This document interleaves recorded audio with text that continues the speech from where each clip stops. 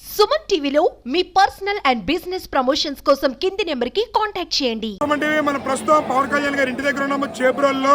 ఇక్కడైతే సందడిగా చాలా సార్లు ఉర్రుతురుగుతున్నారు. జనసేన నాయకులు జన సైనికులు కూడా భారీ ఎత్తున ఇక్కడ గుమిగూడారు. అయితే పవన్ కళ్యాణ్ గారి మెజారిటీ 70,354 మెజారిటీతో అయితే గెలుపొందారు పిఠాపురం ఎమ్మెల్యేగా.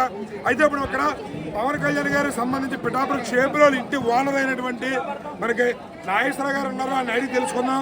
చెప్పండి నాగేశ్వర గారు, నిన్న మీరు చెప్పారు 70,000 పైన మెజారిటీ వస్తుందని. అదేవిధంగా పవన్ కళ్యాణ్ గారు 70,000 పైచలకి మెజారిటీతో గెలుపొందారు. ఎలా ఉంది మీకు? చాలా ఆనందంగా ఉందండి. నిన్న అదే మనం 3వ తారీఖున మాట్లాడుకున్నాం నిన్నండి. అంటే నిన్న 70కి 80కి మధ్యలో వస్తుందని మనం అనుకున్నాం, కరెక్ట్గా అనుకున్నాం. అంటే మనం పెద్దల నాడు మనం తెలుసుకున్నాం.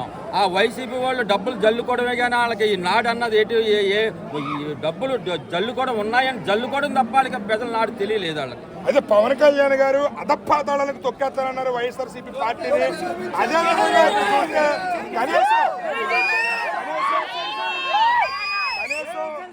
కనీసం ప్రతిపక్ష హోదా కూడా కనీసం 15 సీట్లు కూడా వచ్చే పరిస్థితి అయితే లేదు. పవన్ కళ్యాణ్ గారు తీసుకున్న అన్న మాట విజయవంతమైంది. దానికి మెగా ఫ్యామిలీ అభిమానిగా, ఒక మెగా ఫ్యామిలీకి అండదండలో ఉన్న వ్యక్తిగా మీరు ఎలా మాట్లాడతారు? ఎలాగ మాట్లాడతారంటే అంటే మన జగన్ గారు కూడా 21 సీట్లు తీసుకున్నారు, ఏం పీకిదారని అన్నారు. ఇప్పుడు ఈ 13 సీట్లు కూడా ఇప్పుడు వచ్చేలా లేవండి. ఆ 13 సీట్లు పట్టుకుని ఏం పీకిదారని ఇప్పుడు మీరు తెలుసుకోవాలి.